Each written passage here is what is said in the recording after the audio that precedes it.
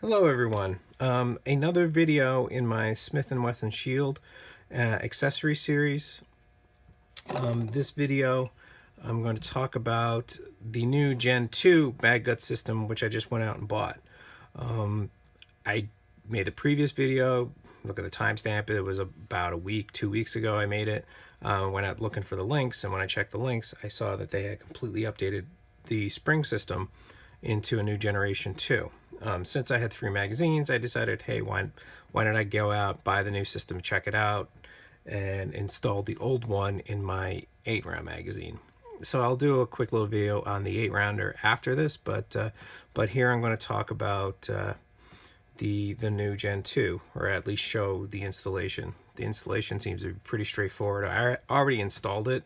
I took it apart and I just put it in the container here, so you can kind of see how it arrives. Nothing extremely exciting, but here it is. You get a bag, and in the bag you can kind of see. I'll just pull it out here. You get the base plate.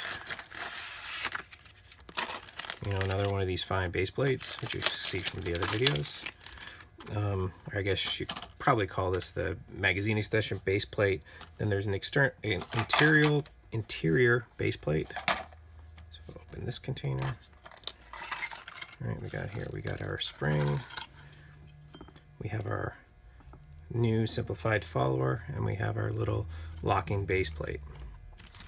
So that's it. It's really simplified the number of components. I'm hoping it was an effort of having better materials, better quality. At least that's why I bought it, and that's why I'm probably putting it in my 7-round Smith & Wesson Mag to hopefully for it to be more reliable, have no issues with it. Another reason I'm putting it in this magazine as opposed to my 8-round is that I tend to use these more often, and I kind of want to put this for the paces and try it out. Like I said, I hope it's not just a cost-cutting move. I mean, I can easily see that with just 4 pieces, this piece is convertible to the other kits. The follower here now is much more simple. If you look at the old one, you can see that there's holes drilled in the old one to install these little pins that you can see that to attach to the spring. Here, this time it's just a very straight bent steel follower that it still feels very rigid, very high quality steel. And then the spring itself, it's a single piece spring that will kind of flatten in on itself. It still seems like it's a very high quality material. I don't see anything on the MagGuts information that talks about exactly what type of the steel is. I'm sure it's probably on the website. If you're really concerned about that, you can probably look that up and contact them. And again, this piece is the same as previously. So let's try the quick installation. Hoping this is going to go without much issue. You can see the instructions here is pretty straightforward. You put the follower in. Again, this is kind of the the slide catch, I guess you would call it. This notch, this goes towards the front, like so. Just slides right in there. You can see with the spring, this is the front of the mag. This is the front of the mag this way. See, this guy comes back. So you want the spring in facing towards the back like so. That's in there. So we'll turn it upside down. And yeah, so the first thing we do is slide the front on here. Yeah, you can see on the bottom here, this piece of the spring goes towards the back of the extension. So we just push it in. Again, I actually wear glasses, so I have safety glasses on. The instructions recommend that you wear them. The hardest part in here, and again, I'm trying to keep this on the camera, is to make sure that you get the extension into the grooves correctly.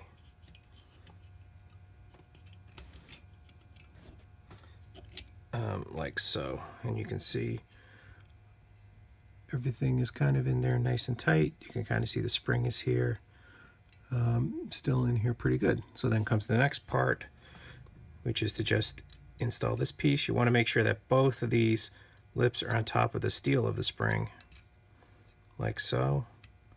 All right, so now we're all in here, kind of. So we'll push this back, push it back. We're good, we're latched, we're good. Now see how easy I'll do it this time. You can see the previous video. Right, sweet. It's in there right away. So here we have our magazine extension in our 7-rounder. Now I was playing around with this a little bit last night. First thing you'll notice, and it doesn't tell you on the instructions here, but it doesn't make a comment that the first time you actually install rounds in here, it's going to be very, very tight. Now the funny thing you can't see, I don't know if you can see it in the video, but you can look through the hole in here. You know, maybe if I put a white background on it, it'll be easier to see. You can kind of see here, you can't see anything with the actual spring that's installed in there.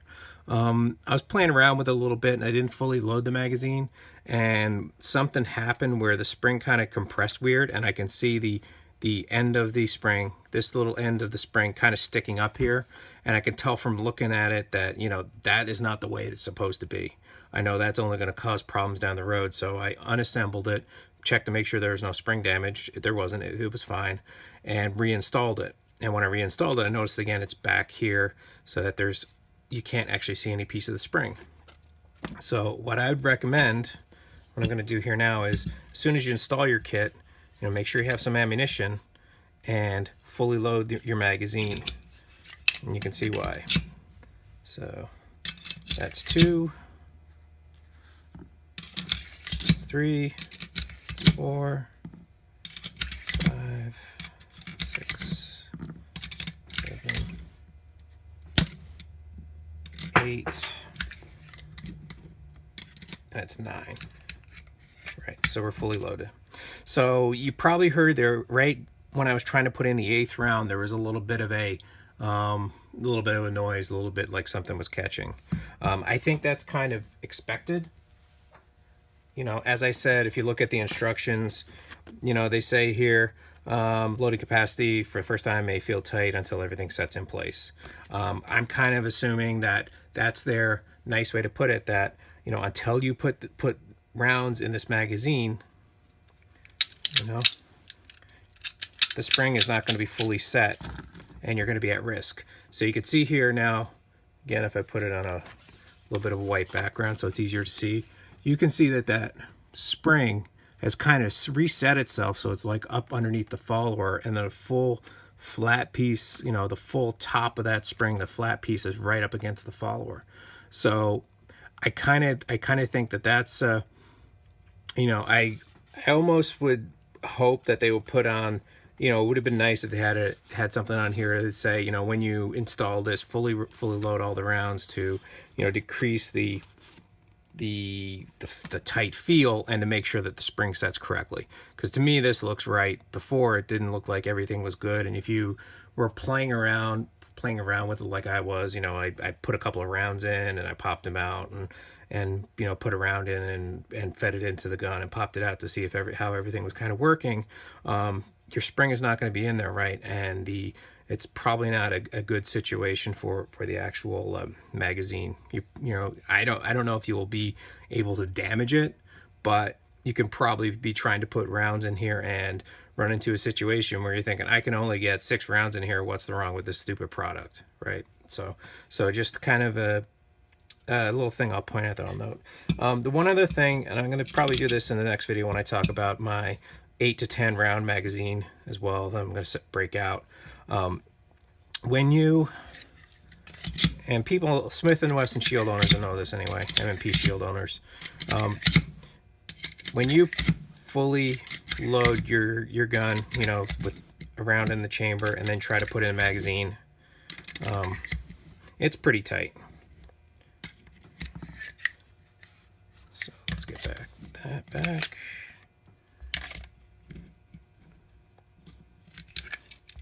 And now this didn't fully load. Oh, that's right. Sorry, that was the 9th round. There you go. That's 9. That's 9 in here. Sorry, lost my count. So yeah, when you deal with these shield magazines, you can see full magazine. And again, I'm playing with live ammunition here, and this is my gun. I'm going to be very safe with it. So if you're watching this video, everything was safe and no mishaps happened. So don't freak out. Right, so you can see round in here ready to go into the chamber.